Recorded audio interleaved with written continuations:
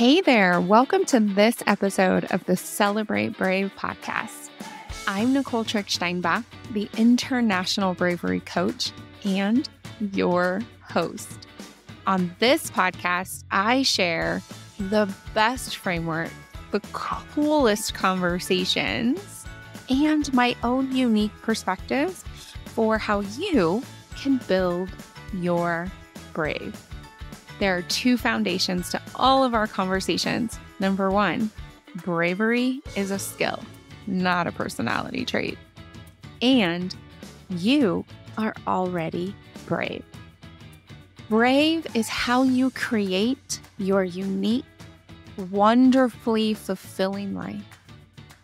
Brave is you. Let's go.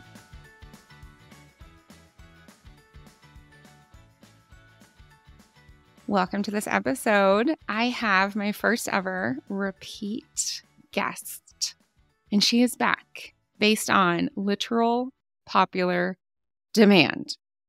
Ashley's episode, as this recording, is the number one episode. It's downloaded 100 times more than any other episode. And people submitted questions without me asking them. So we are bringing her back. This is Ashley Willumitis. She is now 15 months as a woman in technology, and her life has dramatically changed. So welcome, girl. Welcome. Hi. Super excited to be back. When you reached out, I was sort of feeling like what's going to be something like a next cool thing for me to do? And then you reached out, and super, super psyched and honored to be asked back. So thanks, everybody. Yeah. And I, of course, love talking to you. We have kept in contact even as we've stopped formally coaching together. But people really want to hear about what's been going on for you. You have really inspired a lot of people to ask themselves questions. And it was interesting because your podcast episode went out and I had shared that I was nervous about I've not supported someone from education. And your experience brought people to me from lots of different industries. And as a result, I mean, it's not all your fault, but I've really stepped into Brave because I've seen how the Build Your Brave framework and talking about Brave and all of the skills help people in all of the aspects of their life. And so I'm so excited because I think based on the questions submitted, I think we're going to be talking about a lot more than your career this time. Yeah. I think what's been so interesting and what you just said sort of brought to front of mind is like, I think we're so often taught that whatever path we're on, it's towards these sort of like big milestone things, and we're searching for that big thing. And in working with you, one of the things that I learned was to break things down into their parts a little bit more. Specifically in the career search, it was like, not what role do I want, but what skills do I want to use in that role, or what type of environment do I want to be in that role? And that translates so well to life, because it's not like, what city do I want to live in? What kind of house do I want to have? What are the sort of big milestone moments? But what are the little pieces that I want to have make up my life? And in that way, I think it really resonates with people, because you may not want to live in an RV and travel full time and not be rooted and not be close to your family and all these things. But we can sort of mutually identify that like independence and freedom and choice and autonomy and like following a path that feels really good for you as an individual, like it's actually more about those small pieces, sort of the atoms that make it up, and then how those atoms go together and make the big milestones for you. I guess it just like flips it on its head a little bit. And I think that's one reason why, like, I've talked to so many people and they've expressed to me that me sharing my story has been really valuable, and they can see themselves in it, even if the big pieces don't align with the type of life that they want to live. Oh my gosh. Yeah. Design based on values. Mm-hmm. Oh, wow. And it's interesting because the way you were describing that. So as we're talking, I'm going through a certification that's around bringing in like more feminism and questioning more systems of power so that my clients can make more empowered decisions. And what you were just describing as big rocks, little rocks, like I totally agree with that because I live in a society that tells me the big rocks is my career. My big rock is how I look. My big rock is, right, what community I live in. And I also hear my instructor in my head, as well as all of the amazing culture changers who are saying, actually, those are the little rocks. The big rocks are, what values do you have? What legacy do you want to create? What experiences are most important to you? And that is probably why you have made such empowered choices, and also people respond and it resonates so much. Yeah, that's incredible. So shall we dive in? Let's do it. All right, listener questions. Now, I grouped a lot of these together and simplified them. So I hope for dear listeners that you hear your question inside of this, even if I've removed a lot of your personal information. So, Ashley, what's happened in the last year and what's your life and career like now? All right. So the past year, so we chatted in the early part of 2022. So since then, I obviously started my new job. I'll start with the career stuff first because I think it's a little bit simpler. So started the new job, found out literally on like my 5th or maybe 2nd week of work, like we were getting acquired. So the company I thought I was getting hired for, that was wild. Another company. And not only that, I was named to work on the integration team and program manage the migration of customers from the old platform to the new platform, which was just an insane opportunity that I couldn't have planned for, couldn't have job searched for, couldn't have even identified that was a thing I might be interested in. And so it was really, the most cliche thing about building the plane while it's flying and collaborating to try to figure out how to do this job in this new industry with this new team. And yeah, I've been working on that for the past year. In that time, I got promoted.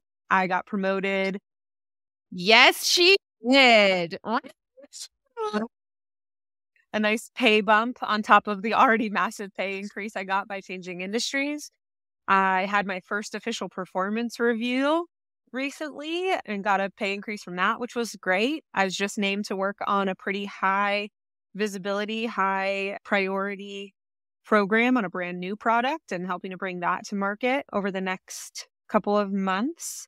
So like from a work perspective, it's been like all systems go in that time. In a life perspective, I think we talked about it last time. My partner and I bought an RV. We moved into it in June of 22, lived in it sort of near what was home for us in Vermont and New Hampshire for the summer. And we hit the road full time towards the end of September. So we've been full time on the road for, what's that, like 7 months now. We traveled down the East Coast, across Texas. That's a big state to drive across. Spent the winter in the Southwest and now starting to gear up to drive up the West Coast. And a lot of people ask, like, how long do you want to do this? And it's like a 1-year adventure. And we kind of view it like when someone buys a house, it's like, how long do you think you'll live here? And it's like, well, I mean, until it doesn't work anymore. Like, it feels great. It's super fun. We travel to places that are sort of mountain bike and rock climbing destinations. I'm a mountain biker. My partner's a rock climber. And yeah, I close my laptop at the end of the workday and like bikes are on the car ready to go and we go adventure and explore. So I think I've put over 1,000 miles on my mountain bike in the past year. I'm on track to increase that for 2023. And it's awesome. I literally cannot imagine stopping right now and being in one place. It would feel, after having so much adventure and energy and exploration, it would feel like restrictive and constraining to be in one spot for longer than a few weeks. So it's really, really great. I love it. Life is awesome. We're going to let that stand for just a second. Life is awesome. Is it? It's not without its hard stuff. Like whether you live in a 30-foot. Oh, don't you dare pull that back. Don't you dare.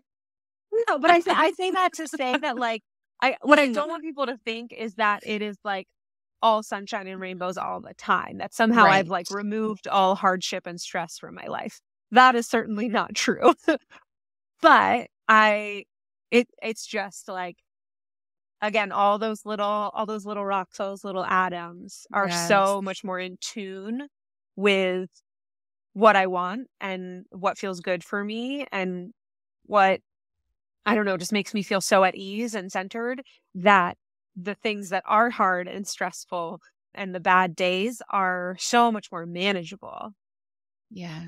I can go through them with lower anxiety levels, better self-awareness, better ability to bounce back and be able to face the next day without feeling like, I feel like in my old life, it was more like a lot of little weights all stacking on one another, and it just got heavier and heavier and heavier until I broke. Whereas now it feels like I can, have a tough time and then set it aside and keep moving forward. Yes. Oh my gosh. And I love how you came back to the big rocks, little rocks and the strength, because you had listed out independence, freedom, choice, autonomy, among others. I just managed to write those down. And then you said, oh my goodness, like being in one place would be restrictive and constraining. It just comes right back to that value conversation. Whew. 1,000 miles. I just have a question. How many miles did you put on your bike the year before? The year before? Like half? Or I can tell you. What do you think the it magic was? of Strava. I would guess 600 or 700 maybe the year before. I mean, part of it is literally just that, like, I lived in a winter climate, and so you couldn't really ride through the winter. I mean, you could fat bike, so you could get out on the snow, but it's much shorter distances. You're not going out as often. Yeah, I can't tell it only chose me for all time, not for year by year. But I would say probably closer to 600. I also I broke my foot that year too, so that's right. For a while. Yeah, I was working with you when that happened. Yeah, I broke my foot. Yeah, it was terrible timing. It was right when I was in the meat of this messy, hard transition stuff. Yeah, so that's funny because I remember you being like, "Well, breaking my life, breaking my foot," and I was like, "Oh, okay." And how could we change perspective on this when you're like, "Well, I guess I'll feel my feelings." Which I think was so important at that point. I had not let myself feel that things were hard for so long. I was like, I have to be this strong, stoic, immovable object because I have to show up specifically for my job, not for myself, not for my friends and family, not for anything, but I have to hold it together for my job. And then when I left, I let myself, I think it was important that I let myself fall apart and I let myself get deep down in the wallowing and the hard and the mucky because I just hadn't even exercised that muscle in years. Yeah. I feel like I can handle the hard things a little better now. I don't have to go quite so deep down anymore. Right? But that's the clean pain, right? The broken open kind of pain, the pain of like experiencing that you are a human. I am a human. There's this book that I go back to over and over again. It's by Elizabeth Lesser, I believe is how you say her name. And it's called Broken Open. And every time I go through a hard time, I go right back to that because create that clean pain, right? Just what you just described. Then the next time it's less mucky, but still freaking human. Right. Mm-hmm. Which comes to the next question from many, many, many, many. Ready? So I kind of loop these together. Pick any piece. You don't have to answer all of them. Okay. Whew. Are you still able to keep boundaries, work-life integration? Are you able to have energy left and still feel good? I went back and listened to the episode, and you had talked about rowing and how in rowing you have to leave everything, and it's like you win a little ego prize if you vomit it all out. And you had talked about how you brought that into your career, and I was like, oh my God, I forgot all about that. And then the last way this was phrased was, can you still prioritize yourself and not feel awful? Which I think says a lot about how women are moving through the world, right? This assumption that if we prioritize ourselves, we're going to feel awful.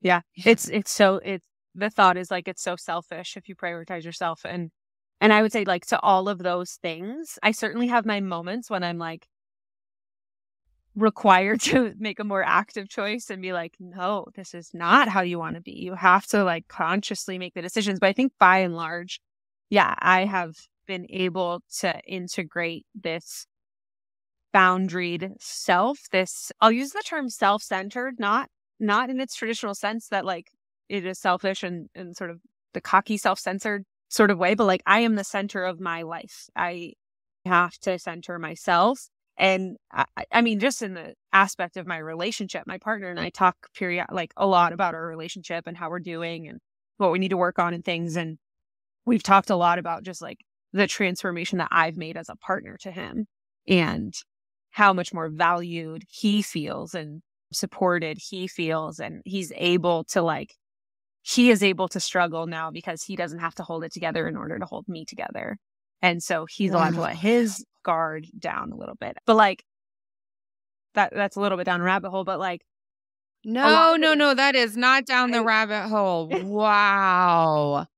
Holy cow. Right. When we center ourselves, I'm learning something brand new as Ashley is speaking.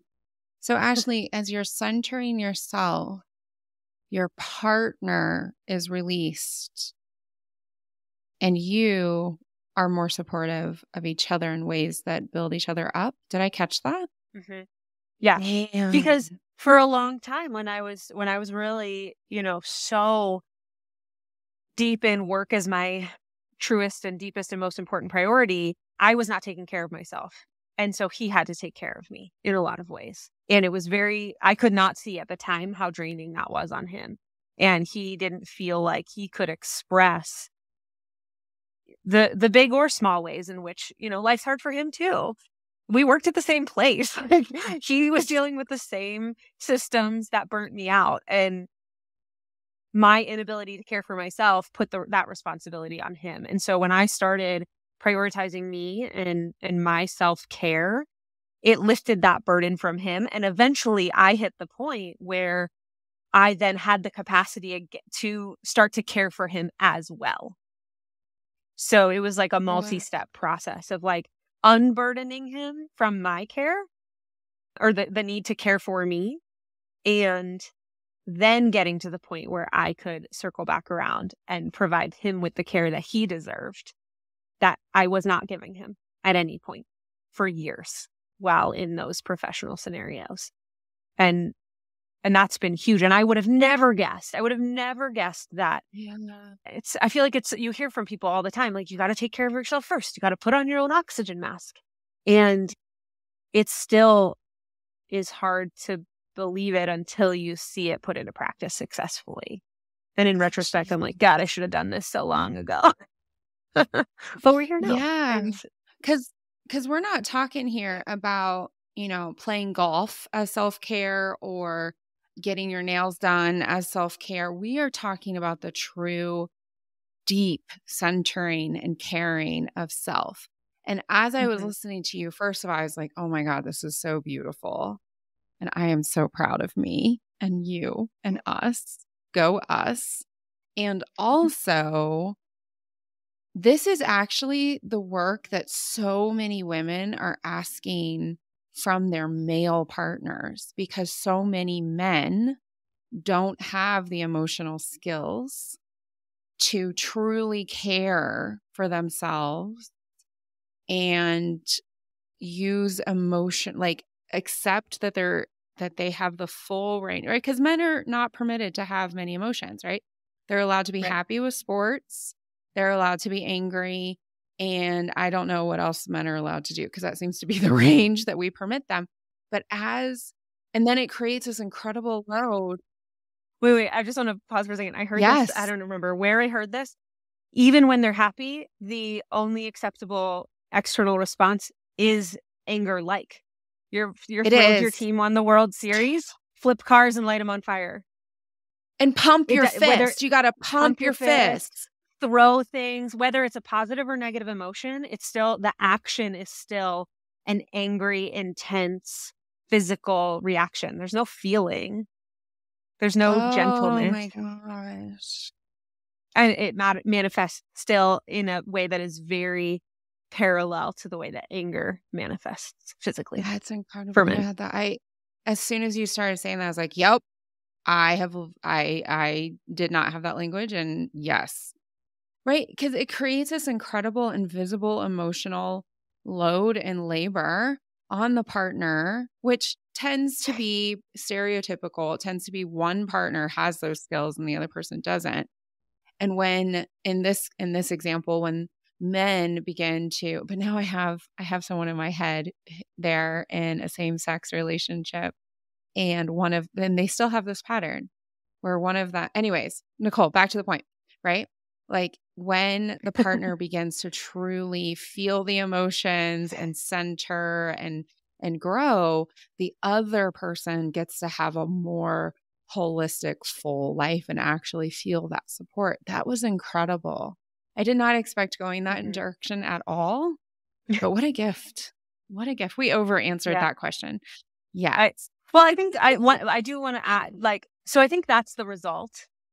I think what has always been helpful for me is concretely, what do those boundaries actually look like? And so for me,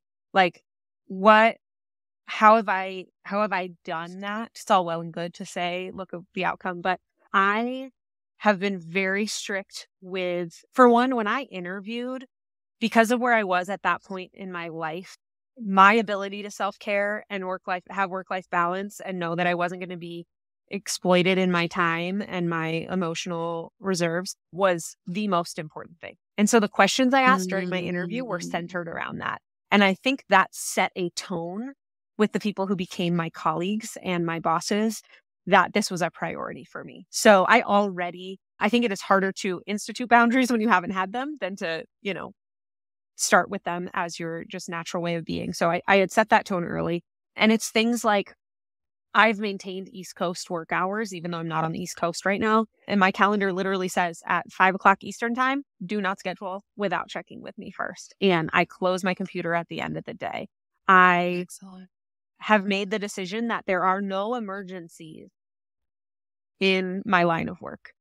I've worked in places where there are emergencies. Yes. People need to get to the hospital because we have an emergency. Yes. There are no emergencies here. And so if I'm doing my job well and I am escalating issues as I find out about them and I am providing clear and reasonable timelines for work to get done, then I have padding when things do get hard and things do get stressful and things do get tight, and I can shift priorities around in order to accommodate for that. What I don't shift around is the end of my workday is at 5:00 Eastern time, and I can work on that tomorrow, or I can work on that next week, or what would you like for me to deprioritize right now so that I can bring that to the forefront for you? And it just provides a sense of, I think it provides stability for my colleagues. They know what to expect from me. But yeah, I've been really good at maintaining that boundary and knowing that there's only so many hours of daylight after that. And if I want to go ride, and which is the whole point of this life, is get out and have adventures, I got to get off my computer. I'm not going to work till 7 p.m. when the sun goes down. And now I can't go do the things that I built this life to be able to do. So that's probably been the biggest thing, is there's no emergencies and there's no homework. Yes, there is no homework. So that's really interesting. It didn't occur to me until you started being so generous, is nobody asked how. And if I can summarize that, you chose a mindset. There's no homework, there's no emergencies. And then you made a series of decisions. So clarity, momentum, made a series of decisions, and then accountability, you held that promise for yourself without being rigid or controlling, but offering stability to yourself and to other people, as well as grace. Because what you said was it's blocked with do not schedule unless you talk to me.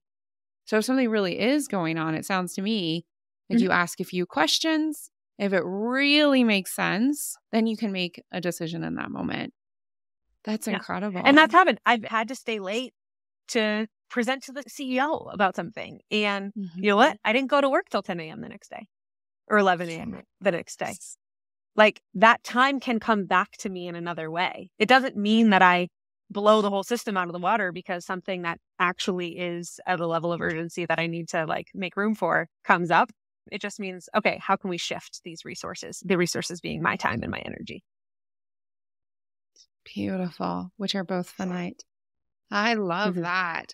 Which brings us to a fascinating question. Have you really found purpose in this new career? This career that isn't service-driven, kids-focused, give profession? Have you really found purpose? So I think there's two parts to my answer to that. One is very firmly, my purpose in life is not my job. I have made the decision that my job will never again be the thing that gives my life purpose. I have deep, inalienable worth regardless of my career. And that needs to be a non-negotiable forever and ever until the end of time. And so that is no longer a thing that I'm seeking. If it happens, if I get in a position where I feel like I'm making deep, important differences in systems or the world or whatever, like great. But like that is not my source of value and truth and purpose.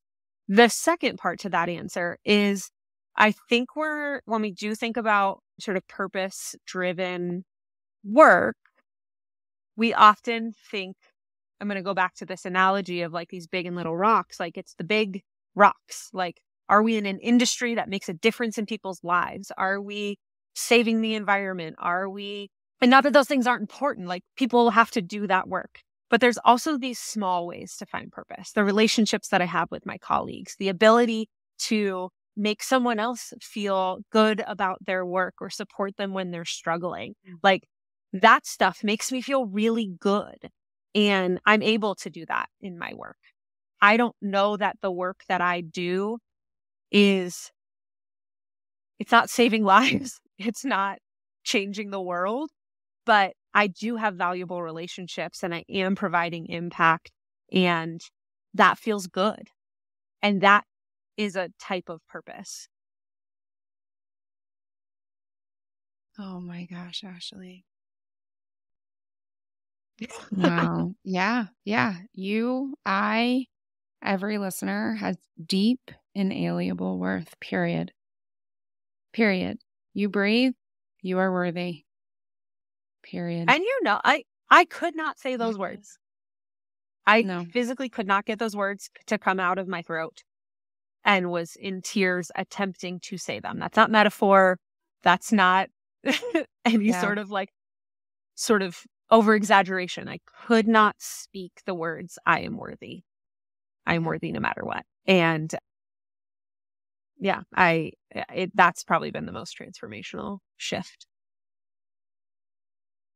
Yeah, from the inside. Woo. So, fun question. We just like nailed it. Mic drop. But we still have 3 questions. Hey y'all. And it's kind of fun. Are you okay with earning more money? It sounds like it was a big jump. This question came in a shocking amount of time. Oh, it's the best. Because, okay, like I want to root any answer here in just like the amount of privilege that we have been afforded systemically, circumstantially. Like there are a lot of things that we have done for ourselves and society has done systemically that have helped us be in the position that we're in. And I love making more money. I am now at 2.5 times my old salary.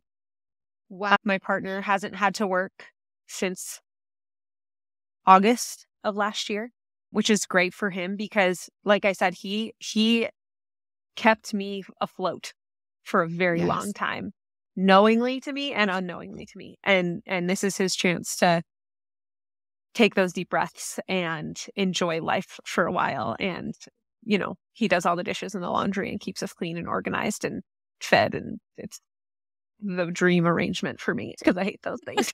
But yeah, it's great. I mean, the ability to, I remember, so one thing we had to deal with in the fall is we were driving a 2004 Honda Element and we loved it. But like, we were going to tow it with the RV and it was going to be great. And it kept having a check engine light come on. And one of the hardest things about living on the road is all of the stability that comes from having a mechanic that you know, a hairstylist that you know, with the person at the restaurant who knows your order. Like, you lose that level of consistency. So, oh God, the bike shop mechanic. I've had an issue with my bike. I've had to go to 3 different shops because every time it comes up, I have to go. I'm in a new city, a new town, and someone else has to look at it fresh. And so, like, it's a tough aspect of living this life. And we sat down and we were like, all right, well, we've been debt free for 5-6 years. So we made the choice to pay off our debt a while ago.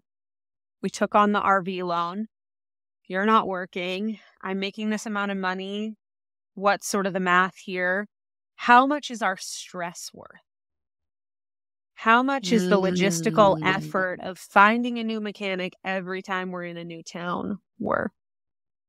How that is worth money. Like, if my time for my job is worth money, my time on the phone with the mechanic is worth money. And we made the decision. We're like, we're going to buy it. Not a new car, but like certified pre-owned, relatively new car, under warranty. Never had that before. We have a car payment and we got a Jeep and we've been able to like get to trailheads we wouldn't have been able to get to otherwise. We've gotten through mud and sand and, tricky terrain that we wouldn't have been able to get through otherwise. And it has been absolutely worth the car payment to be able to not have the stress, to have the confidence that we're going to be able to get where we want to go. I haven't told you this part. We just found out it needs a new engine, but it's under warranty because it's new. And so like, we can like hand it over to the dealership and they'll put a new engine in it. And like, that's annoying. It's like really throwing a wrench in our travel plans because that takes a while to get managed. But like, we paid for the level of security that a warranty offers. And correct. Like, that stuff is, it is absolutely worth it. I love making more money. I wish I had done it 10 years ago. How might my life be different if I had made this much money ages ago? But again, we're here now. It's not too late. Exactly. It's not too late. It's not too late. Oh, man. All right. So in your podcast episode, and apparently on LinkedIn, as well as in a Facebook group, you really hammer the power of the interest interview. And you mentioned them earlier in this conversation as well. Are you still doing them? Why? Have you changed how? Okay. So I would say I'm not doing them in the way that I intended, which is something that I'm sort of struggling with. I think when it was like the little snowball effect, right? I was like, all right, I want to keep doing interest interviews because I always want to know what's out there. I always want to know, like, there was so much I learned in this process. I know there's still so much more to learn. I want to keep talking to people and just continuing to widen my perspective. And if it leads to something cool of whatever sort of opportunity, great. Yeah. Those have not been really happening. I think when I started my job, I was like, I'm going to take a break to get used to my job. And then the acquisition got announced. I was like, all right, I'm going to take a break because I got to figure this whole thing out. And then it was like, well, I sort of feel like I've figured it out. So I'm going to take a break because I just like want to take a break. Like, work is chiller. So I want this to also be chill. And it's easy to let things just mellow. And I don't think that's a bad thing. But I do think it's a thing to inspect and be like, am I doing this for the amount of time and in the way that feels good when I zoom out a little bit? Yeah. what I have been doing and what I love, I'm always super psyched. I have a lot of people reach out to me. I have a lot of friends and people that I've networked it with who circle back around and say, hey, I have a friend who is trying to get out of education or wants to make a big career jump or wants to go remote and doesn't know how or whatever sort of the circumstances. And they feel resonance in my story and ask if I'm willing to talk to that person. And I've done a lot of, I would say I've done a lot of those conversations, at least a couple times a month. I talk with someone new and I love it. I think it's a good reminder to me. One of the things that I sort of keep in the back of my mind as like a goal, and I try to talk to people about, is like, it's easy with perspective to downplay how hard something was and sort of like self-gaslight that it was never really that bad. Yes. It wasn't that hard. We were fine. We figured it out. We were okay. And I think it's good to remind myself that I did a really hard thing. And so having this opportunity to retell my story is really cool and reminds me of that.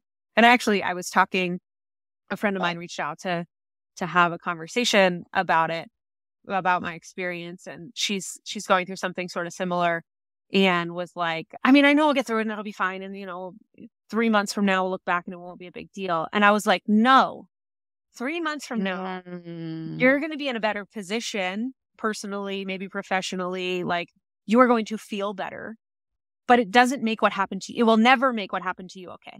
It will never make what happened to you not a hard thing that you did and that you went through. Right. Don't self-gaslight yourself into believing that it was less than it was. So I value those conversations. My sort of personal value in those conversations is that reminder of the hard thing that I did and the goals and the intentions that I came out of it with. Yes. So I want to figure out how to sort of get back into like the big picture, like my self-driven interest in reviews, because I do feel like that's something I've lacked. So if anybody listening wants to chat with me for my own sake, you let me know. If you think you have something interesting you can share with me, I'm sure my LinkedIn or something will be in the bio of this episode. So reach out.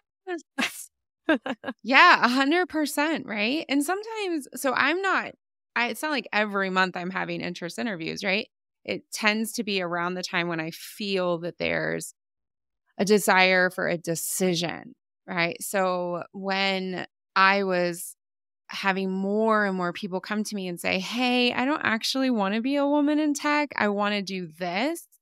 Would you be willing? Right? That's when I started talking to people and saying, hey, you've built a business. Did you ever have a niche shift? Did you ever have this situation and how did you manage that? Right? And learn from them. And I think that that's a wonderful way to see it as supportive for you. Right? Mm-hmm. Just a possibility. Mm-hmm. And I want to stress that the hard thing that you did, just for our listeners, I know but for our listeners, it's not the career move. It's that you completely redesigned your mindset and then your life. And that is really hard and really beautiful. The last 2 questions. Would you do it again? And what would you do differently now looking back? Absolutely. 100%. Like no questions asked. What do I wish I hadn't had to do it? Do I wish I hadn't been so deeply like sort of torn apart? I mean, I used to use the analogy a lot that I had to blow everything. It was so bad that I had to like sort of throw my life off the cliff and hope. Oh my gosh, I heard something I was listening to an episode of We Can Do Hard Things with Glennon Doyle, and they said something like, they were talking about being in recovery, and recovery is specifically obviously about addiction, but she was saying that like we can be in recovery from a lot of things that are not addictive. We can be in recovery from our jobs. We can be in recovery from all these things. Yeah. And she was saying I don't know where it came from, but the idea that the person we are now has to throw ourselves off the cliff and trust that the person we will become will be capable of catching us. Yeah. we are not now capable of that, but the person we will become will be capable of catching us. So I had to do that. And, you know, if in a world where I didn't have to go through that pain and heartache, like, would it have been less painful and heartacheful? Yes. I don't think I would have had the incentive, the deep need to make the dramatic shift that I've made without it. So I don't wish it on myself again. And I'm so grateful that it happened. I don't think I would have. I think I would have. I probably said this in the last episode too. I would have just ended up at a different school, or I would have ended up like industry adjacent. I would have ended up with a moderate pay increase, not a big shift in how I live my life. I would not be living the life I have right now without having gone through that time. So absolutely, I would do it again. God, I hope I don't have to, but I would. And then differently. I really don't know that I would.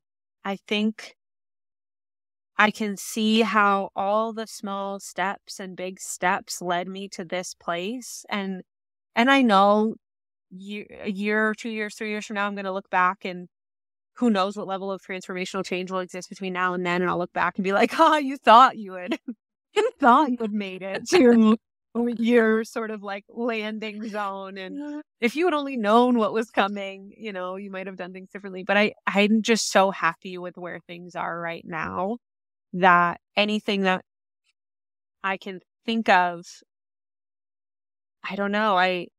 I'm just so happy with where things are now. Yeah. I can't imagine changing. Beautiful. Beautiful. There was one question that I wanted to ask. Yeah. So last time you shared that your brave role models were shifting. Who's a brave role model from your life now? Mm-hmm. Oh, I had forgotten that I said they were shifting and I wanted to think about them. And what's so interesting is the person I was thinking ahead of this episode, like, who do I want to look towards? And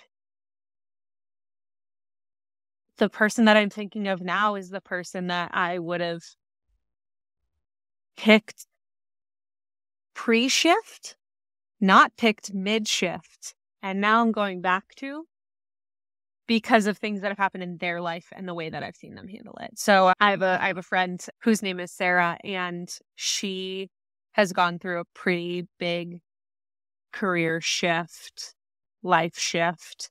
We've stayed in touch. She was very supportive to me through my change, and I think both of us were very rooted in some old systems. And so when I got out of those systems, I was like, or when I started to question those systems, I was like, I need to sort of dissociate from all the things involved in this system, because I'm not feeling like they're good for me. And I very much saw her as deeply affiliated with, if not identified as, that system. And since then, she's not a part of it anymore through her own way that her life has gone. And even outside, as she's left that system, God, I guess just going back to this, like, big things versus little things, like, she still is so deeply rooted in the things that I valued her for before.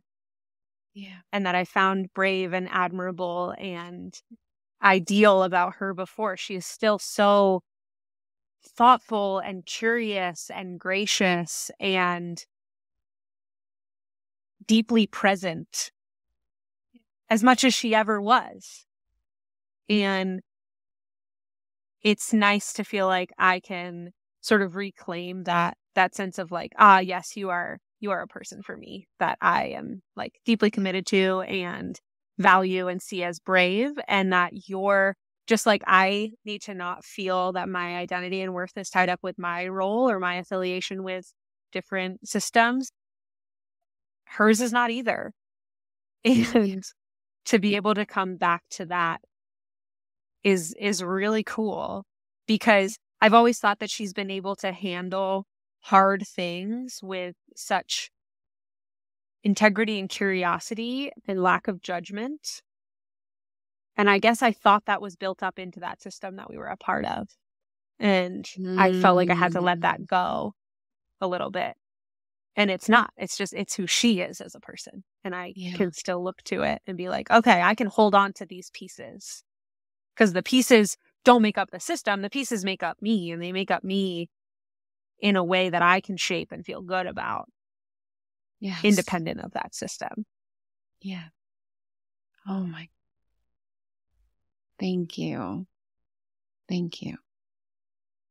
Yeah, long-term relationships ebb and flow. Come close, come further, share growth. Sometimes come back together. Thank you. That's really beautiful. Thank you. Oh, Ashley. First repeat guest. Amazing as can be. Incredible. I hope people like it. I hope. Oh, I have zero doubt. Seeing where things are. Yeah, I think we see these snapshots of people's lives at their lowest lows or their highest highs or sort of in the middle, and you need more than one point on the timeline to know and sort of flesh out your picture of things. So I'm glad to provide that for folks. Yes. And for real, and if anyone what wants I to do also interest really interviews and either to help me out or they want to talk to me, I'm down. And your contact information for LinkedIn will definitely be in the show notes, as will the previous episode that we did. And what was coming into my mind as I was listening throughout this is the power of coaching after the coaching has wrapped. Like, I think about one of the biggest skills that I learned was from a coach I worked with in 2008. And that is still within my life. And the beauty of choosing what each person wants to take forward, what they want to leave behind, and not getting committed or reliant upon one learning container, one experience container, is so beautiful. And when you said like, oh, maybe in 2 years I'll look back and be like, oh, I had no idea what was coming. I was like, yeah, that's definitely going to happen. Like, we can guarantee that 100%. 100%. Right? And the incredible aspect of choosing which pieces to take forward, when and how, and the people as well, has just woven beautifully in your very generous answers to the very curious audience. Thank you. Thanks for having me. All right, everybody. I love hearing from you. So feel free, reach out definitely to Ashley if you haven't already. And I want to hear from you as well. My contact information is in the show notes. Until next week, brave it up.